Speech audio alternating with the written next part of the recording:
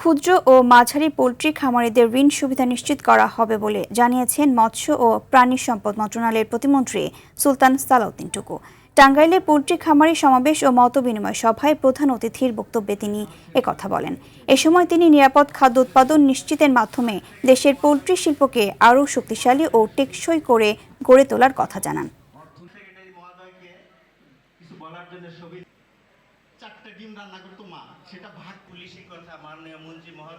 খাদ্য নিরাপত্তার বিষয়টি সবাইকে বিবেচনা করে